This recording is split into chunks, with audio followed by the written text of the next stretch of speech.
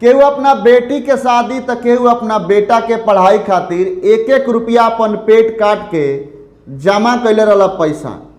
अब समय पूरा हो गईला के बाद भी पैसा नइखे मिलत और ई कर्मचारी के तरफ से धक्का मुक्की कइल जाता वो लोग के साथ में, जे लोग एक एक रुपया काट के अपन पैसा जमा कैले बा। रउआ सब के बता दी कि दिल्ली हाई कोर्ट के द्वारा सहारा ग्रुप के मिलल बा बड़ा झटका। जी हाँ, सोसाइटीज द्वारा नया निवेश पर रोक भी लगा दिहल गईल बा दिल्ली हाई कोर्ट के द्वारा। जी हाँ, कि दोबारा निवेश नइखे करे के पैसा सहारा में। जे लोग अभी तक भरम में रहला कि सहारा वाला पैसा निवेश करे के कहता, पैसा मांगता, वो लोग के पैसा अब जमा नइखे करे के दिल्ली हाई कोर्ट रोक लगा देले बा। जी हाँ, सबसे बड़ा खबर बा, बार एंड बेंच के रिपोर्ट के अनुसार कोर्ट द्वारा मल्टी स्टेट कोऑपरेटिव सोसाइटीज के केंद्रीय रजिस्ट्रार के सहारा ग्रुप के निवेशक लोग के आवेदन के जांच के बाद एगो रिपोर्ट प्रस्तुत करे के कहल गईल रहे, जौना में दावा कइल गईल रहे कि लोग मैच्योरिटी के बाद भी, मतलब कि जेकर मैच्योरिटी हो गईल बा, समय पूरा हो गईल बा, वो लोग के पैसा नइखे मिलत। ए मामला में दिल्ली हाई कोर्ट सहारा ग्रुप के सोसाइटीज के कोनो भी निवेश लेबे पर रोक लगा देले बा। जी हाँ, दिल्ली हाई कोर्ट कहले बा कि कोनो भी प्रकार के निवेश नइखे करे के। वह सबके बता दी कि केंद्रीय रजिस्ट्रार के वो आदेश के चुनौती दिहल गई रहल है, जौना में नया डिपॉजिट लेवे के साथ साथ निवेश या मौजूदा मेंबर्स के डिपॉजिट के रेवेन्यू करे से रोक लगा दिहल गई रहे। हालांकि केंद्रीय रजिस्ट्रार के आदेश पर पिछला साल जनवरी में ही दिल्ली हाई कोर्ट द्वारा रोक लगा दिहल गई रहे, लेकिन फिर भी लोग जनवरी के बाद से अपन पैसा निवेश कैले बा, जमा कैले बा, जबकि कोर्ट के तरफ से पिछला साल जनवरी में ही रोक लगा दिहल गई रहे नया निवेश पर, फिर भी लोग जमा कैले बा। अब मैच्योरिटी पूरा हो गईला के बादो सहारा के तरफ से वो गरीब परिवार के पैसा नइखे मिलत। रउरा सबके बता दी कि याचिकाकर्ता लोग में सैकड़ों लोग निवेशक होखे के दावा कैले रहल। ये आवेदन में आरोप लगावल गईल बा कि भले ही उनकर पैसा मैच्योर हो गईल बा, लेकिन सोसाइटी उन लोग के पेमेंट नइखे दे।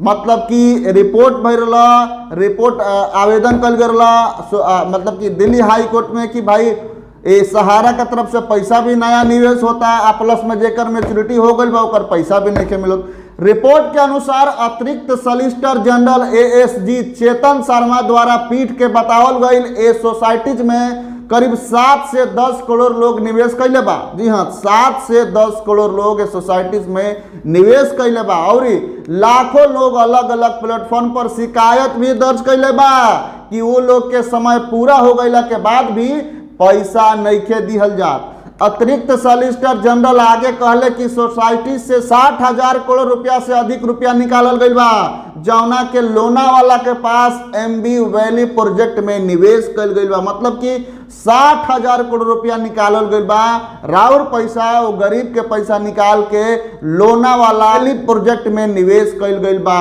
सबसे बड़ा खबर हुआ सबके बता दी कि राउर 60,000 करोड़ निकाल के लोनावाला के पास एमबी वैली प्रोजेक्ट में निवेश कल गईल बा। और इस सोसाइटी से 2000 करोड़ रुपया से अधिक राशि निकालल गईल बा, जौना के समूह के प्रमोटर सुब्रत राय के जमानत करे खातिर सुरक्षित रखल गईल बावे। एक्सचेंज बोर्ड ऑफ इंडिया समूह में जमा कल गईल बावे प्रमोटर सुब्रत राय के जमानत सुरक्षित रखे खातिर।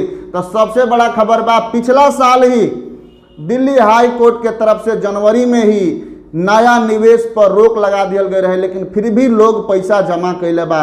मतलब कि सहारा के तरफ से लगातार जौन बाकी शोषण कल जा रहा बा, वो गरीब परिवार के, वो गरीब व्यक्ति के जो अपना बेटा के पढ़ाई, अपना बेटी के शादी खातिर आपन पेट काट के पैसा जमा कर रहा। बार बार कोर्ट के कहनाम के बाद भी लोग पैसा जमा करता और लाखों करोड़ों लोग बा जो अलग अलग प्लेटफॉर्म पर शिकायत भी दर्ज करे बा कि हमार पैसा मैच्योर हो गई बा, लेकिन सहारा हमनी के पैसा नहीं देत। और प्रेशर भी बना होता सहारा की नया निवेश करे खातिर प्रेशर भी सहारा के कर्मचारी लोग लगातार बना रहल बा। और जो सहारा के ऑफिस बा वो जगह पर मैच्योर हो गईला के बाद से जब लोग जाता कि हमार समय पूरा हो गई बा, हमरा पैसा चाही, तो सहारा के जो कर्मचारी बा ऑफिस में धक्का मुक्की करके बाहर भी निकालता। सबसे बड़ा खबर बा। और बार बार हाई कोर्ट कह रहल बा कि नया निवेश नहीं करे के, और आदेश भी कर रहल बा सोसाइटीज के कि जेकर मैच्योरिटी हो गल बा, जेकर समय पूरा हो गल बा, ओकर पैसा दियल जाओ। तो कहीं ना कहीं आम आदमी के साथे, गरीब के साथे सहारा के तरफ से अभी भी फर्जी काम कल जा रहा बा, जौना के ऊपर कोनो रोक नहीं के। बार बार कोर्ट के आदेश के बादो लोग जमा करता पैसा। तो कहीं ना कहीं एक जिम्मेवार रहुआ बानी, और नया निवेश पर पूरा तरह से रोक लगा दिला बा। दिल्ली के हाई कोर्ट की निवेश नइखे करे के सहारा में पैसा, और मैच्योर हो गई बा पैसा तो पैसा मिले के चाहिए। तो चलिए लगातार बना रही